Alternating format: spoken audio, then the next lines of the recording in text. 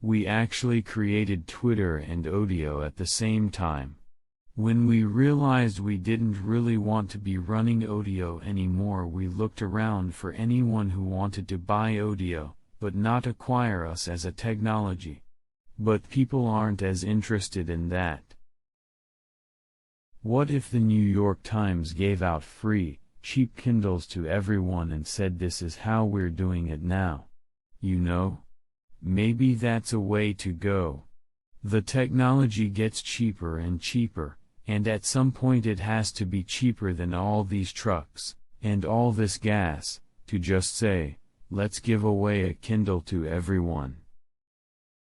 Essentially, you become a top tweet because so many people are engaging with that tweet. They're either retweeting it, or they're favoriting it. They're doing one of many things to indicate to us that that tweet is interesting and engaging to users. We focus a lot on culture specifically at Twitter because of this spotlight, and of the fact that we don't want to end up like the child actor who found success early and grew up all weird and freaky. I still blog, but I do think blogging will become obsolete, as there are more ways of interacting on the web with low barriers to entry for people to engage and participate. My personal view about how people should use Twitter is less relevant than our goal to provide the infrastructure for a new kind of communication and then support the creativity that emerges.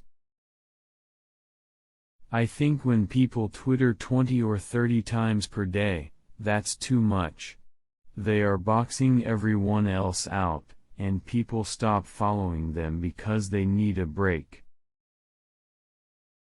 You can provide a short format content, and it can grow, and it can spread virally across the entire Twitter system, and it can contain within it a link to something that's much longer, that's a long essay or that's a video.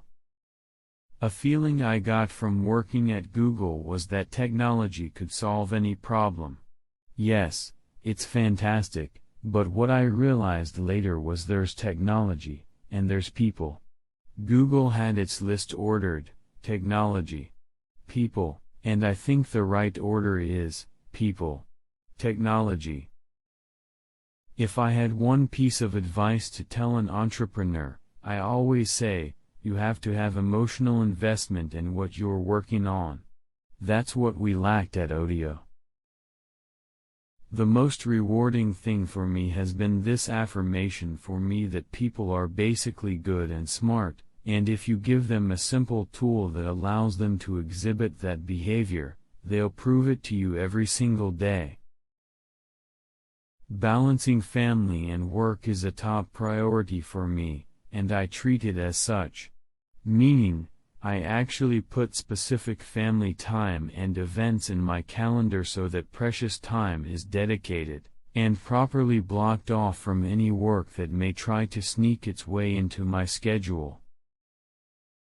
In a job where you're on a computer all day, and we cater lunch and we put snacks in the kitchen, well, we all started gaining weight, even though we tried to pick healthy stuff, but inevitably you find the cashews. I'm still kinda old school. We're Twittering, and we're all Twitterers. And we write tweets. The only thing I don't love is twits. With Twitter, it's as easy to.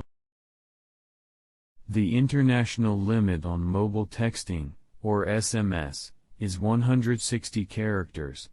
We wanted Twitter to be entirely readable and writable on every single one of the over 5 billion mobile phones on this planet, because they all have SMS built in. So we said it has to be within 160 characters, all the tweets.